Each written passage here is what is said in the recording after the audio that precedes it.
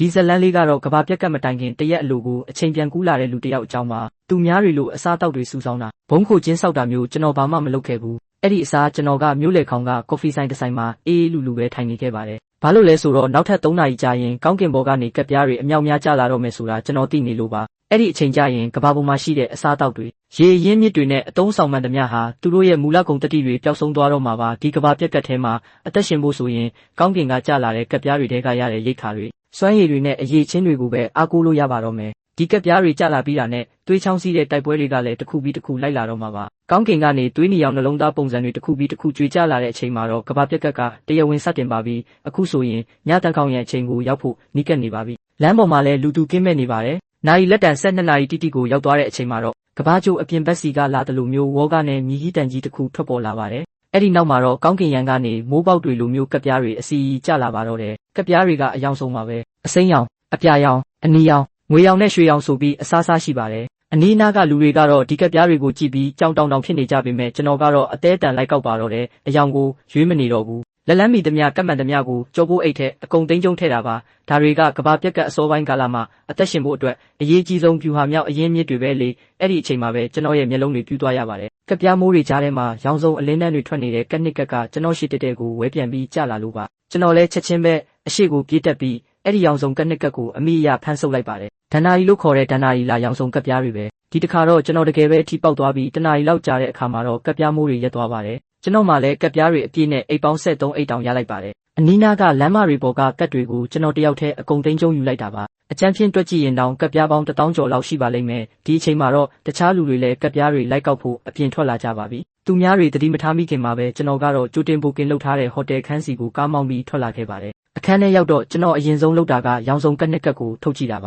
ဒီကက်ပြားတွေကနေထူးခြားတဲ့ပါရမီတစ်ခုဒါမှမဟုတ်စွမ်းရည်တစ်ခုခုရပါစေလို့စိတ်ထဲကနေဆူတောင်းနေမိပါတယ်ပြီးတော့ပထမဆုံးကတ်တစ်ချက်ကိုလှန်ကြည့်လိုက်တဲ့အခါမှာတော့အဲ့ဒါကခန္ဓာကိုယ်ကိုပြန်လည်ရယူခြင်းလို့ခေါ်တဲ့ခန္ဓာကိုယ်ကိုအလိုလျောက်အမြန်ဆုံးပြန်လည်ကုသပေးနိုင်တဲ့အရေးကြီးတဲ့ကတ်တစ်ချက်ဖြစ်နေပါတော့တယ်ဒီစွမ်းရည်ကဒဏ်ရာရသမျှကိုအချိန်တိုအတွင်းမှာအလိုလျောက်ပြန်လည်ကုသပေးနိုင်တဲ့စွမ်းရည်မျိုးပါဒါကိုမြင်လိုက်ရတော့ကျွန်တော်မျက်နှာမှာအောင်နိုင်သူတယောက်လိုပြုံးပြီးသွားမိပါတယ်ဘာလို့လဲဆိုတော့ကျွန်တော်ရဲ့အရင်ဘဝတုန်းကကျွန်တော်တို့နေတဲ့ရက်ကွက်ကိုဒီလိုခန္ဓာကိုယ်ပြန်လည်ကုသခြင်းစွမ်းရည်ရှိတဲ့သူတယောက်လာတိုက်ခိုက်ဖူးလို့ပါအဲ့ဒီတုန်းကကျွန်တော်တို့တရက်ကွက်လုံးပြုတ်ပြုံးမတက်ဖြစ်ခဲ့ရပါတယ်နောက်ဆုံးလူပေါင်းရာနဲ့ချီပြီးအသက်ပေးလိုက်ရတဲ့အထိရင်းနှီးပေးဆက်ပြီးမှအဲ့ဒီလူကိုအနိုင်တက်နိုင်ခဲ့တာပါအခုတော့ဒီစွမ်းရည်ကကျွန်တော်လက်ထဲရောက်လာပြီလေကျွန်တော်လည်းမဆိုင်မတွပဲအဲ့ဒီရောင်စုံကက်ပြားကိုဆွဲဖြဲလိုက်ပါတယ်ချက်ချင်းဆိုသလိုပဲကျွန်တော်တကူလုံးမှာအပူလိုင်းတစ်ခုဖြက်စီးသွားပြီးအင်အားတွေပြည့်ရှံလာသလိုခံစားလိုက်ရပါတယ်ဆက်လက်ပြီးဒုတိယမြောက်ရောင်စုံကက်ပြားကိုကျွန်တော်လှန်ကြည့်လိုက်ပြန်ပါတယ်ဒါပေမဲ့ကက်ပေါ်ကစားကိုမြင်လိုက်ရတဲ့အချိန်မှာတော့ကျွန်တော်ခဏလောက်စွန့်သွားရပါတယ်အဲ့ဒီကက်ကလုံခြုံတဲ့အိမ်လို့ခေါ်တဲ့အကာအကွယ်အိမ်ကက်ပြားဖြစ်နေလို့ပါအကျယ်ဝန်းစတုရန်မီတာ200ရှိပြီးနျူကလ িয়ার ဒုံးကျည်နဲ့ပြည့်ရင်တောင်မပျက်စီးနိုင်တဲ့အကျွမ်းမဲ့ခံစစ်စွမ်းအားရှိပါတယ်ဒါပေမဲ့အားနည်းချက်တစ်ခုကတော့ဒီအိမ်ကိုတနေရာကနေတနေရာရွှေ့လို့မရတာပါပဲအခုလောလောဆယ်ကျွန်တော်မှာတနေရာထဲမှာအခြေချဖို့အစီအစဉ်မရှိသေးတာကြောင့်ဒီကက်ကိုခဏသိမ်းထားလိုက်ရပါတယ်အဲ့ဒီနောက်မှာတော့ကျွန်တော်ရလာတဲ့ရွှေရောင်ကက်10ကက်ကိုထုတ်ကြည့်ပါတယ်တကယ်ကိုအစင်းမြင့်တဲ့ကက်တွေပါပဲတက်လုံစွမ်းရည်လို့ခေါ်တဲ့အမောခံနိုင်တဲ့စွမ်းရည်နဲ့ပြင်းထန်သောလက်တိချက်ဆိုတဲ့လက်တိချက်ပြင်းတဲ့စွမ်းရည်တွေကရွှေရောင်ကက်တွေထဲမှာအကောင်းဆုံးတွေလို့ပြောလို့ရပါတယ်ဒါတွေကကဘာပြက်ကက်အစောပိုင်းမှာအရန်သုံးဝင်မဲ့အရေးချင်းတွေပါဒါတင်မကသေးပါဘူးအမဲရောင်ဓာတ်နဲ့ရွှေရောင်ဖြက်ဆက်လို့ခေါ်တဲ့လက်နက်တွေရဲ့ပြီးတော့တောင်တင်းခိုင်မာတဲ့ RV ကားလေးတစ်စီးရဲ့ကတော့ကျွန်တော်အတွက်မရှိမဖြစ်ဖြူဟာမြောက်ပစ္စည်းတွေပါပဲတစ်ခုကကျွန်တော်ရဲ့တိုက်ခိုက်ရေးအားကိုမြင့်တင်ပေးမှဖြစ်ပြီးနောက်တစ်ခုကတော့ကျွန်တော်လိုတလို့တွာလာနိုင်အောင်ကူညီပေးမှာပါအားလုံးကကွက်တိပါပဲကျွန်တော်လည်းဒီရွှေရောင်စွမ်းရည်၄ခုလုံးကိုလေးလာမှတ်သားပြီးတဲ့နောက်မှာတော့အေးစစ်စစ်ပဲအိပ်ပျော်သွားပါတော့တယ်မနက်၈နာရီထိုးတဲ့အချိန်မှာတော့အပြာရောင်တောက်နေတဲ့ကောင်းကင်ကြီးကရုတ်တရက်မှောက်မဲသွားပါတယ်အဲ့ဒီနောက်မှာတော့သွေးနီရောင်နှလုံးသားပုံစံတွေတောင်းနဲ့ချီပြီးကောင်းကင်ဘော်ကနေစတင်ကြွေကျလာပါတော့တယ်ကောင်းကင်ကနေကြွေကျလာတဲ့သွေးနီရောင်နှလုံးသားတွေထဲကနေလူသားပုံစံရှိတဲ့သွေးစာနေတဲ့တတဝါတွေအုပ်လိုက်ကြီးထွက်လာပါတော့တယ်အဲ့ဒီတရဝါတွေဟာအနီးနားမှာရှိတဲ့လူတွေကိုတွေ့တာနဲ့အငမ်းမရလိုက်လံကြိုက်ခဲပြီးအပိုင်းပိုင်းဖြစ်အောင်ဆွဲဖြဲပစ်ကြတာပါတမျိုးလုံးမှာလည်းလူတွေရဲ့အသေးရစရာအော်ဟစ်တန်တွေနဲ့စူညံသွားပါတော့တယ်အဲ့ဒီအချိန်မှာတော့ကျွန်တော်ကပြတင်းပေါက်နားမှာရက်ပြီးအပြင်ကမြင်ကွင်းကိုအေးအေးဆေးဆေးကြည့်နေခဲ့ပါတယ်ကဘာပြက်ကတ်ထဲမှာ9နှစ်တောင်ရှင်တန်ခဲ့တဲ့ကျွန်တော်အတွက်တော့ဒီမြင်ကွင်းတွေကဘာမှမဟုတ်တော့ပါဘူးကျွန်တော်ရထားတဲ့ကက်ပြားတွေကိုစနစ်တကျပြန်စီဖို့ပြင်နေတော့မှာပဲရုတ်တရက်အခန်းတကားကြီးဝုန်းကနဲ့ပွင့်ထွက်သွားပါတယ်မိန်းကလေးတယောက်အခန်းထဲကိုလဲကျလာပြီးသူ့နောက်မှာတော့တွေးဆနေတဲ့တတဝါ3ကောင်ကကပ်ပါလာပါတယ်အဲ့ဒီမိန်းကလေးကကြောက်လန့်တကြားအော်ဟစ်ပြီးကဲပါဦးလို့အကူကြီးလှမ်းတောင်းတာပေါ့ဒါကိုမြင်ချင်းပဲကျွန်တော်လည်းချက်ချင်းပြေးထွက်သွားပြီးအားပါတဲ့လက်တီးချက်3ချက်ထဲနဲ့အဲ့ဒီတတဝါတွေကိုအပြက်ရှင်းပစ်လိုက်ပါတယ်အဲ့ဒီမိန်းကလေးကတော့ကြောက်လန့်တကြားနဲ့ကျမ်းပြင်ပေါ်မှာလဲနေတဲ့တတဝါတွေကိုငေးကြည့်ရင်မြင်တက်နေရှာပါတယ်ကျွန်တော်လည်းအရှိကမိန်းကလေးကိုတေချာကြည့်ပြီးခဏလောက်တန့်သွားမိတယ်လူရရန်မဟုတ်လားအဲ့ဒီတော့သူကအံ့ဩသွားပြီးရှင် ကျမကိုတိလို့လားလို့ပြန်မေးပါတယ်ကျွန်တော်ကလည်းပြုံးပြီးတိတာပေါ့မင်းကနာမည်ကြီးမင်းသမီးတစ်ယောက်ပဲဟာလို့ပြောလိုက်တော့သူကအားနာတဲ့မျက်နှာလေးနဲ့ဘာနာမည်ကြီးလဲရှင်ကျမကတတိယတန်းစားမင်းသမီးလေးပါလို့ပြန်ပြောရှာပါတယ်တကယ်တော့ကျွန်တော်ရဲ့အရင်ဘဝတုန်းကကဘာပြက်ပြီးနောက်ထပ်နှစ်ပတ်အကြာမှာဒီမိန်းကလေးနဲ့ဆုံခဲ့ပူးတာပါအဲ့ဒီတုန်းကသူ့ရဲ့အကူအညီကြောင့်သာကျွန်တော်အသက်ရှင်ခဲ့တာဖြစ်တယ်လို့သူကဒီကဘာပြက်ကတ်ထဲမှာတွေ့ရခဲ့တဲ့စိတ်ထားကောင်းတဲ့လူတစ်ယောက်လည်းဖြစ်ပါတယ်နောက်ပိုင်းမှာကျွန်တော်တို့နေတဲ့နေရာကိုတရဝါတွေအုပ်လိုက်ကြီးဝင်တိုက်တဲ့အချိန်မှာတော့သူနဲ့လူချင်းကွဲသွားပြီးဘယ်တော့မှပြန်မဆုံဖြစ်တော့ပါဘူးအခုတော့သူကျေးဇူးကိုပြန်ဆက်ရမယ့်အချိန်ရောက်ပြီပေါ့ကျွန်တော်လည်းလူရန်ရန်ကိုကြည့်ပြီးငါမှအကူအညီလိုနေတာနဲ့အတော်ပဲ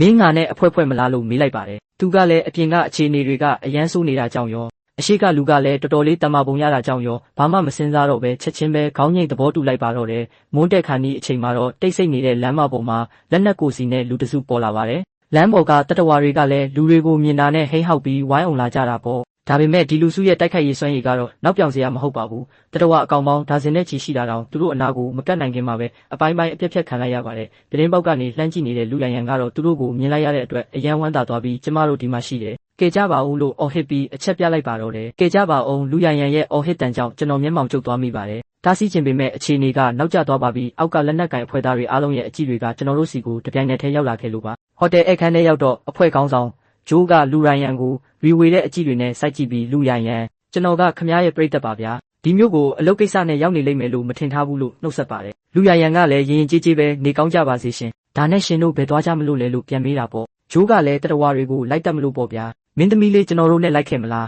ကျွန်တော်တို့အဖွဲ့ကတော်တော်လေးတမာပါတယ်လို့ဖိတ်ခေါ်ပါတယ်ဒီစကားကြောင့်လူရန်ရန်ကတော့ကြောင်သွားတာပေါ့ဒီအချိန်မှာဘေးကင်းမဲ့နေရာမှာပုံနေရမှာမဟုတ်ဘူးလားဘာလို့အဲ့ဒီမိစ္ဆာတွေကိုတွားပြီးရန်စနေရတာလဲလို့သူကပြန်မေးပါတယ်ဂျိုးကပြုံးပြီးအဲ့ဒီတတဝါတွေရဲ့ခန္ဓာကိုယ်ထဲမှာကပ်ပြားတွေရှိတယ်လေကံကောင်းလို့အပြာရောင်စွမ်းရည်ကက်တစ်ချက်လောက်ရလိုက်ရင်တော့အသက်ရှင်ဖို့အခွင့်အရေးကပိုများသွားပြီလို့ရှင်းပြပါတယ်ဒါကိုကျွန်တော်ကတော့တက်တက်ပဲညင်းလိုက်ပါတယ်မလိုဘူးငါတို့ဘာသာငါတို့ကာကွယ်နိုင်တယ်တွားရအောင်လူရန်ရန်ငါတို့အခန်းထဲပြန်မယ်လို့ပြောလိုက်တော့ဂျိုးကမျက်ခုံးပင်ပြီးတားပါတော့တယ်ညီကိုခဏလေးမနေ့ညကမင်းကပ်ဘယ်နှကက်လောက်ရခဲ့လဲအပြာရောင်တို့ငွေရောင်တို့ရောပါသေးရလားတဲ့ကျွန်တော်လဲလှည့်ကြည့်ပြီးကက်တွေလားရှိတာပေါ့လို့ပြောရင်းငွေရောင်ကက်အချက်ပေါင်း100စင်လောက်ကိုထုတ်ပြလိုက်ပါတယ်အဲ့ဒီအချိန်မှာပဲသူတို့အဖွဲ့သားအားလုံးရဲ့မျက်လုံးတွေထဲမှာလောဘရိတ်တွေရှက်တန်းသွားတာကိုမြင်လိုက်ရပါတယ်ဂျိုးကတော့တွေးတစ်ချက်မျိုးချလိုက်ပြီးသူ့နောက်ကလူတွေကိုမျက်ရည်ပြလိုက်ပါတယ်ပြီးတော့မျက်နှာပေးပြောင်းသွားပြီးဒီလောက်များတဲ့ကက်တွေကိုတယောက်တည်းကင်ထားတာအလကားပဲဗျကျွန်တော်တို့ကိုပေးလိုက်ပါကျွန်တော်တို့ကပိုးပြီးဘေးကင်းအောင်တင်ထားပေးမယ်လို့ပြောပါတော့တယ်အဲ့ဒီတော့မှလူရန်ရန်လည်းအခြေအနေကိုရိပ်မိသွားပြီးကျမတို့ဘာသာတင်ထားနိုင်ပါတယ်လို့ကပြကရပြန်ပြောရှာပါတယ်ဒါပေမဲ့ဂျိုးကတော့မင်းသမီးလေး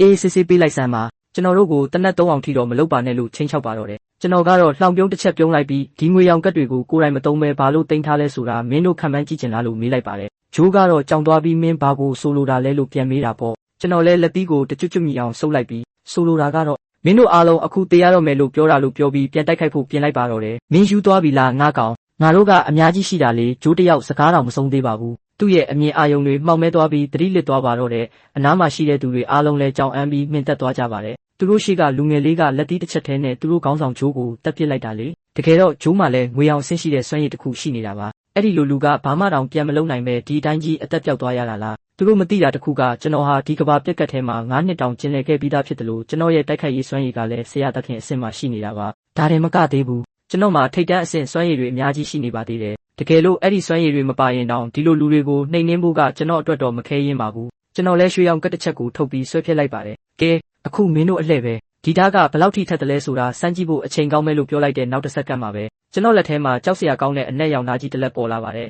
ဒါကတော့ရွှေရောင်အဆင့်လက်နက်ဖြစ်တဲ့အနက်ရောင်ဓာတ်နဲ့ရွှေရောင်ဖြက်ဆက်ပါပဲဒီတော့မှဟိုလူတွေလည်းကြောက်လက်တကြားနဲ့ခဏလေးပါဗျာကျွန်တော်တို့အခုပဲထွက်သွားပါမယ်လို့တယောက်တစ်ပေါက်អော်ပြီးတောင်းပန်ကြပါတော့တယ်ဒါပေမဲ့ကျွန်တော်ကတော့ဂရုမစိုက်ပါဘူးကျွန်တော်ရဲ့ဓာတ်ကိုဝေယံပြီးလူအုပ်ထဲကိုတိုးဝင်လိုက်ပါတယ်2မိနစ်လောက်အကြာမှာတော့အဲ့ဒီအဖွဲ့သားအားလုံးအလောင်းဖြစ်သွားကြပါပြီကျမ်းပြင်ပေါ်မှာပြန့်ကျဲနေတဲ့အလောင်းတွေကိုကြည့်ပြီးလူတိုင်းရန်ကတော့မအောက်နိုင်တော့ပဲအံပါတော့တယ်ဒီလောက်ကြည့်ကောင်းပြီးတိမ်မွေးပုံရတဲ့အမျိုးသားတစ်ယောက်ကဒီလောက်အထိပြတ်သားပြီးရက်ဆက်လိုက်မယ်လို့သူဘယ်တော့မှထင်မထားခဲ့မိဘူးလေကျွန်တော်ကတော့သူ့ကိုကြည့်ပြီးအန်လို့ဝါပြီဆိုရင်သူတို့စီမှာပါတဲ့ကပ်ပြားတွေကိုရှာပြီးငါစီယူလာခဲ့ဖို့မမေ့နဲ့ဦးလို့အေးအေးဆေးဆေးပဲပြောလိုက်ပါတယ်အဲ့ဒီနောက်မှာတော့ငိုရင်းအရင်ကြံရစ်ခဲ့တဲ့လူရန်ရန်ကိုဧခန်းထဲမှာတယောက်တည်းထားရစ်ခဲ့ပြီးကျွန်တော်ကတော့အပေါ်ထက်ကိုခက်တီတီပဲလှည့်ထွက်လာခဲ့ပါတော့တယ်10မိနစ်လောက်ကြာတော့လူရန်ရန်ဟာကပ်ပြားချက်ပေါင်းဒါဇင်နဲ့ချီပြီးကျွန်တော်စီယူလာပေးပါတယ်ပြီးတော့သူမကတောင်းပန်ပါတယ်နောက်ခါကျရင်ကျမစီကတ်မရှိအော်ဒါမျိုးမလုပ်တော့ပါဘူးလို့တိုးတိုးလေးပြောရှာတယ်ကျွန်တော်လည်းလက်ကပြလိုက်ပြီးသူ့မောက်ကိုအပြစ်တင်ဖို့စိတ်ကူးမရှိကြောင်းပြောလိုက်ပါတယ်ဘာလို့လဲဆိုတော့ကဘာပြက်ကတ်ကအခုမှစတာဆိုတော့လူတိုင်းဒီလိုအခြေအနေကိုချက်ချင်းအသားကျဖို့ဆိုတာမလွယ်ဘူးလေဒါပေမဲ့ကျွန်တော်ကသူ့မကိုတေချာလေးတတိပေးလိုက်ပါတယ်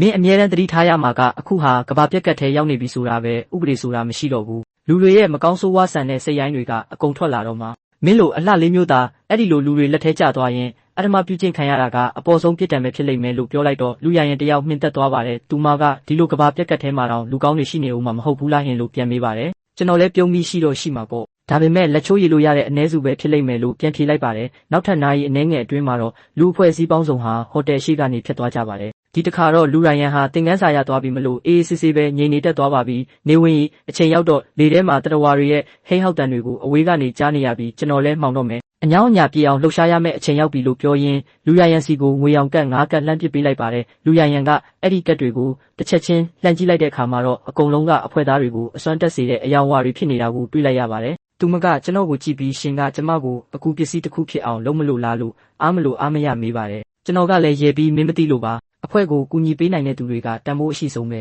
ကိုဘေးကလူတွေကိုအစွမ်းတက်စေုံတင်မကဘူးကိုကာကွယ်နိုင်တဲ့စွမ်းရည်လည်းပါသေးတယ်တကယ်လို့တခြားအဖွဲ့တွေကမင်းကိုဖမ်းမိသွားရင်တော့မင်းရဲ့အသုံးဝင်မှုကြောင့်မင်းကိုတတ်မှာမဟုတ်ဘူးလို့ရှင်းပြလိုက်တော့မှသူမလည်းနားလည်ပြီးတစ်ခုချင်းစီကိုစတင်လေ့လာပါတော့တယ်အဲ့ဒီနောက်မှာတော့ကျွန်တော်တို့နှစ်ယောက်သားကပ်ပြားတွေအပြည့်ထည့်ထားတဲ့ကြောပိုးအိတ်73အိတ်ကိုဟိုတယ်အဝင်ဝစီတဲလာခဲ့ကြပါတယ်ပြီးတော့ရွှေရောင်ကပ်ပြားဖြစ်တဲ့ RV ကားကတ်ကိုဆွဲဖြဲပြီးအရှိကိုပြစ်လိုက်တဲ့အခါမှာတော့တောင်တင်းခိုင်မာတဲ့ခီးဆောင်အိမ်ယာကားကြီးတစ်စီးဘုံကနဲ့ပေါ်လာပါတော့တယ်ကားထဲရောက်တော့လူရန်ကကျွန်တော်ကိုမေးပါတယ်ကျမတို့ဘယ်သွားကြမှာလဲဟင်ကျမတို့စီမှာရှိတဲ့ကတ်တွေကတစ်နှစ်လောက်အေးအေးဆေးဆေးစားတောက်လို့ရနေပြီပဲဟာဘာလို့ဆက်ပြီးစွန့်စားနေရအောင်မလဲဘေးကင်းမဲ့နေရာမှာပုံနေတာကအကောင်းဆုံးမဟုတ်ဘူးလားတဲ့ကျွန်တော်ကတော့ခေါင်းခါလိုက်ပြီးဒီကဘာပြက်ကတ်ထဲမှာရေရှည်ရှင်တန်ခြင်းရင်လိုအပ်တဲ့ရိတ်ခါတွေကိုအမြဲရှာဖွေနေရမယ်ကိုလည်းတက်နိုင်သမျှလက်နဲ့တက်ဆင်ထားရမယ်တကယ်လို့ရိတ်ခါတွေကုန်သွားတဲ့အထိစောင့်နေမယ်ဆိုရင်တော့တေဖို့ပဲရှိတော့တာပေါ့လို့ပြန်ပြောလိုက်ပါတယ်အဲ့ဒီတော့လူရန်ကထပ်မေးပြန်တယ်ဒါဆိုဘာလို့ညဘက်မှခီးထွက်ဖို့ရွေးချယ်ရတာလဲတဲ့ဒီလိုနဲ့သူတို့နှစ်ယောက်ရဲ့ကဘာပြက်ကတ်ခီးစဉ်ကြီးကညမောင်အောက်မှာစတင်มาတော့တယ်